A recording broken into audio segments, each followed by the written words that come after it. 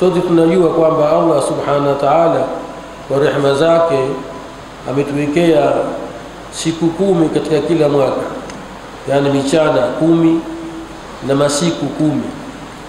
Ukisema michana 10 inajulikana, na masiku yani usiku na usiku. Kuna mambo ambayo yatakiwa tuyafanye katika 10 la mwisho la mwezi huu, kama vile itikafu na mengineyo, na ndani yake pana usiku mtukufu wa Lailatul Qadr. Ndio maana watu wamejipinda sana kuanzia mwanzo wa 10 la mwisho katika kipindi hiki. Haya ni masiku ambayo Allah subhanahu wa ta'ala katupa zawadi sisi, katufungulia milango ya khairi ndani yake. Na kwa taarifa yako, si kwamba usiku huo unakuwa ni usiku mmoja tu wa Lailatul Qadri, la, 10 la mwisho lote ni katika masiku matukufu.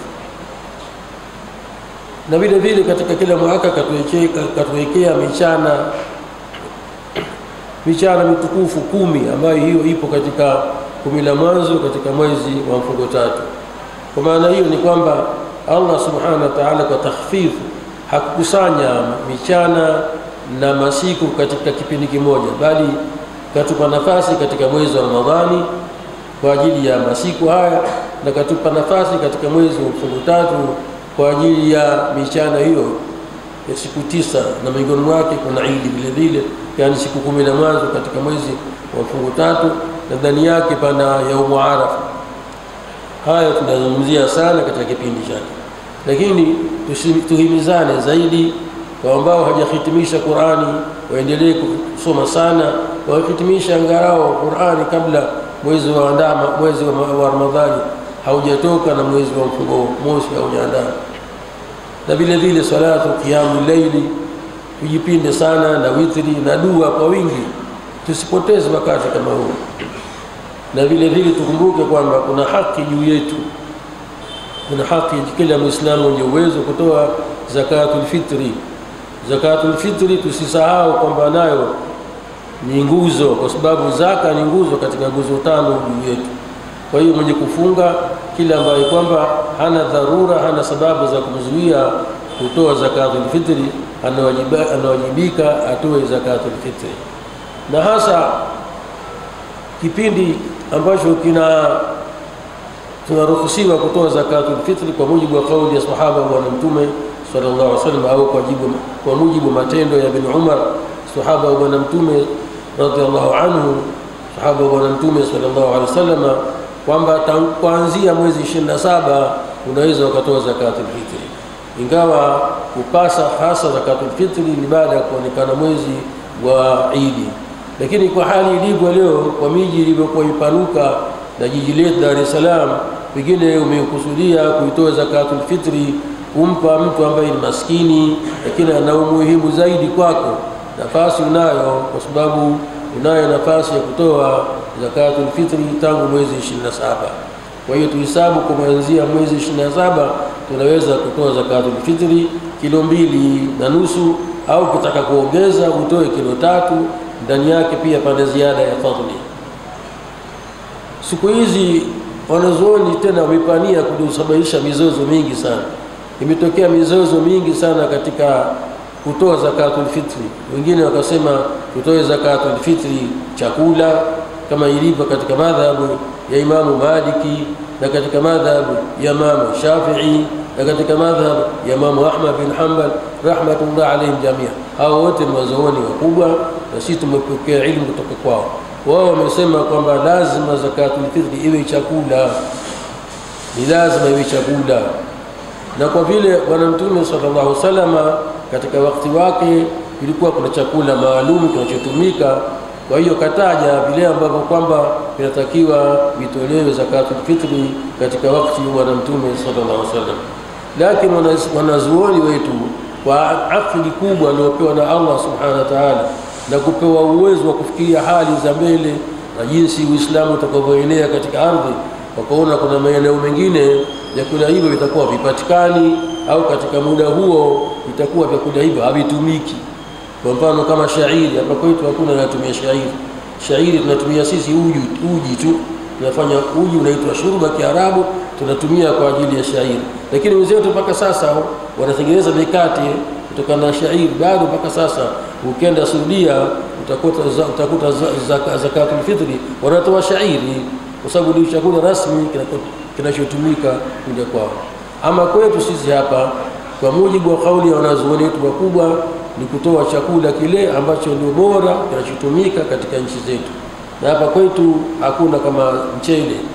Naona kwamba katika kila shughuli pakiwepo na harusi, huwezi kupika muhogo katika siku ya harusi, wala huwezi kupika ugali hata ungekuwa una grade aina gani. Kila mtu anapendelea kupika chakula ambacho ni kinachopendwa na watu ambao ni wali. Kwa hiyo jambo ambalo mustahabu ni kutoa zakatul fitri mchele, kama alivyosema wanazuoni wetu wakubwa.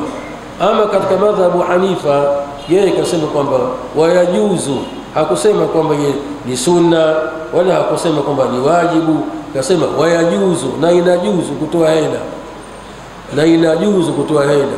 Wakati kule katika madhhabu ya maimamu wote watatu wamesema haijuzu kutoa hela, bali utoe chakula ambacho ni ghalibu kutumika pale. Sasa hapa utata ushaanza, watu wataka kuleta mizozo, wataka kuitia katika mizozo ya wanazuoni wakubwa. Wakasema sasa ilo afdali ni kutoa hela, kwa sababu hali ya maskini sasa imekuwa mbaya zaidi. Maskini wanahitaji sana hela kuliko chakula. Eti ukimpa sijui mchele itakuwa hana mboga, ukimpa mchele sijui hana kitu gani. Haya maneno yote si maneno ya wanazuoni. Lakini sisi tunasema kwa hali ilivyo kweli, tunakubaliana sisi na kwamba hali imekuwa mbaya sana, hali ya maskini imezidi kuwa mbaya sana. Lakini pia hizo hela, ukimpa hela wakanunue mboga, akanunue nyama ya kuku, mchele atakuwa hana, ni yale yale. Umemtengeza huku umeharibu huku. Ukisema unataka mpe hela ili apate kujikimu katika matumizi mengine ya lazima katika kufanikisha hiyo fitri, ukimpa hela, pengine hela wenyewe ufikiria bei gani leo, kilo moja leo au kilo 2.5 zako, atakuwa hawezi kununua mchele, itakuwa sasa hakuna anayekula nyama tupu siku ya Idi. Sasa sisi tumesema kwamba baadhi ya wanazuoni wamependekeza hivi kwamba kwa kufuata madhahibu yote, kwa sababu madhahibu yote tuliyotaja ni yetu, madhahabu ya Maliki yetu, kwa sababu katika Ahli Sunna wal Jamaa ni zetu, katika madhahabu ya Imam Shafi ndio madhahabu yetu sisi hasa hapa, ndio tulikuwa nayo sisi, tulikulia nayo, alaiha nahya alaiha namut. Tumesoma sisi fiqh ya Kishafi'i, na kadhalika madhhabu Imam Ahmad bin Hanbal. Hao wote ni watu wetu katika Ahli Sunna wal Jamaa. Na yeye Imam Abu Hanifa rahmatullahi alayhi ni mwanazuoni mkubwa, naye ni wetu. Kwa hiyo sasa kwa kupiga huku na huku, kutoe chakula na ulicho nacho katika pesa umpe maskini, hakikisha atapata kitoweo, atapata mambo ya lazima katika kufanikisha siku hiyo, kwa sababu siku ya Idi, siku ya furaha, haitakikani wa wengine wanakula wengine wanakaa na njaa. Ndio maana Bwana Mtume sallallahu alaihi wasallam akasema ughnuhum ani tawafi, watoshelezeni maskini wasizunguke kuomba siku ya Idi. Haitakikani maskini aombe chakula tu, yatakiwa umsaidie na yeye nyumbani kwake akae ali chakula kama vile wanawe wanapokula. Kwa hiyo sisi tunaona kama mtu anataka kusanya kauli zote, basi atoe chakula na hela vile vile.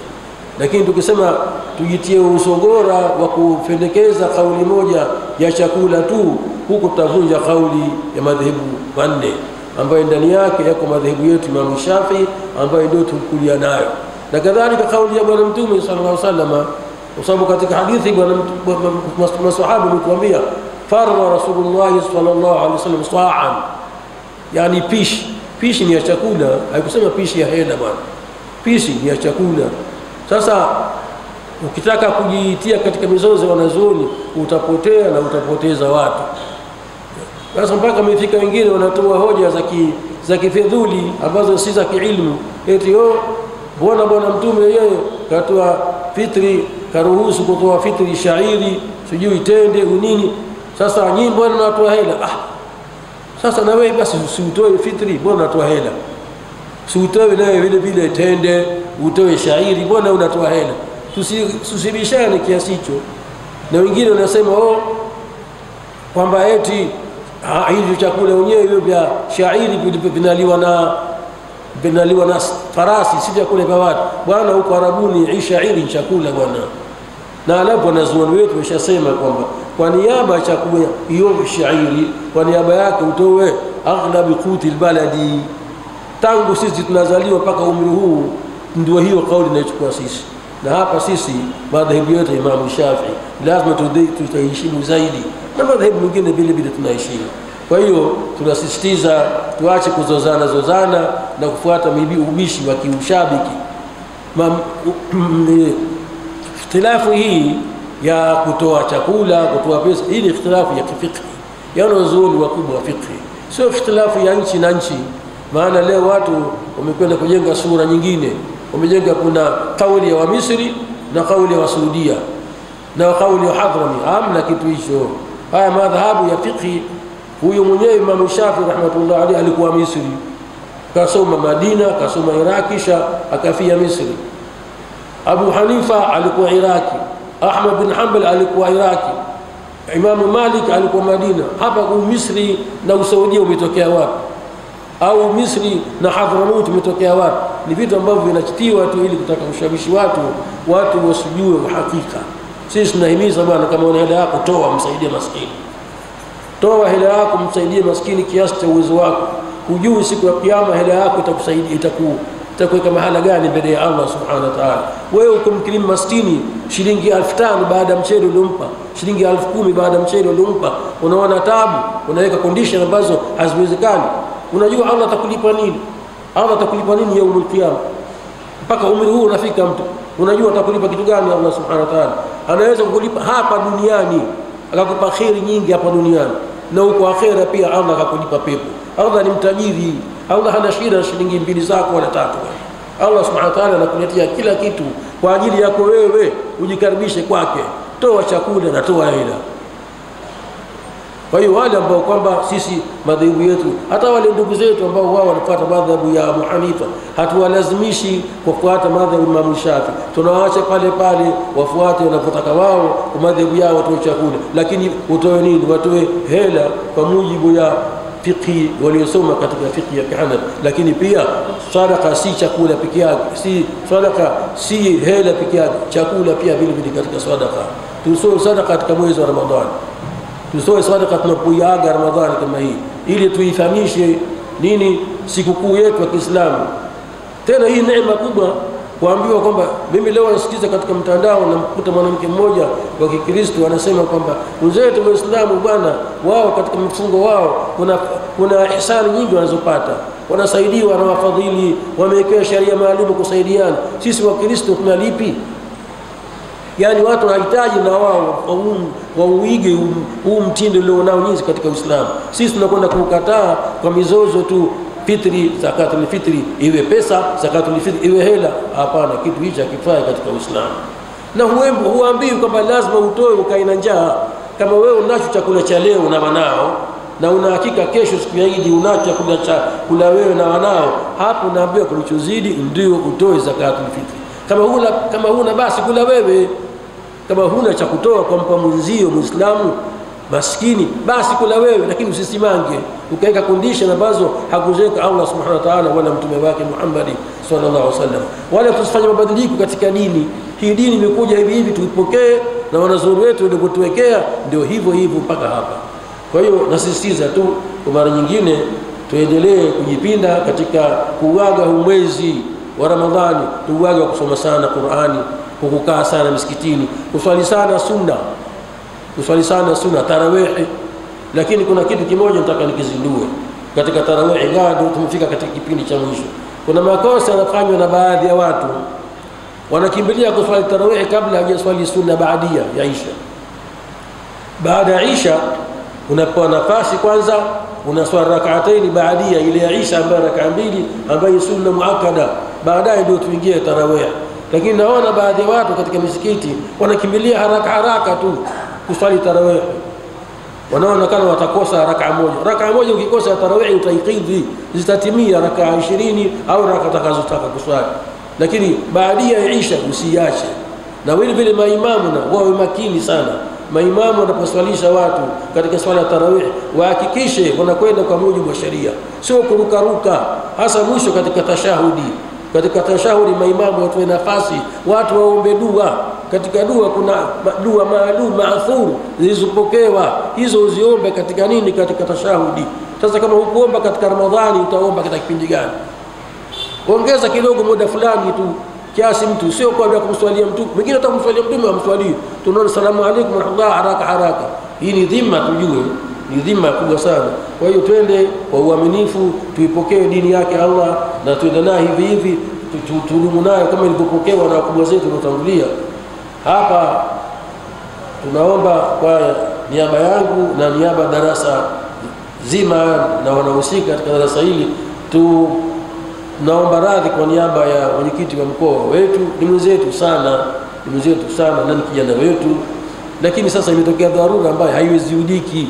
Asija kadhani mtu labda kadharau, la, kanipigia usiku mimi, kanipigia simu mimi alfajiri kanipigia simu, Sheikh bwana, mimi sijui nitafanya vipi huko ninakokwenda, hii shughuli ya kiserikali sidhani kama nitaweza kurudi mapema. Kwa hiyo najaribu kumtafuta mtu. Sasa sijui kampata huyo mtu au kumpata au kumetokea kitu gani, lakini dharura zipo na tukubaliane zinapotokea dharura kama hivi. Ndio Uislamu, kuvumiliana.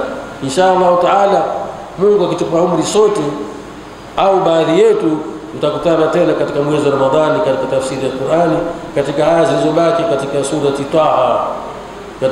Taha, kama vile nilivyopanga katika ratiba huu. Tena tunatoa shukrani kwa mashaikh wote walioshiriki katika darasa zetu ambao hawakuduvunja, wamekuja kutoka maeneo mbalimbali. Kuna wengine wamekuja kutoka Unguja, kuja kuhudhuria darasa, wamehudhuria.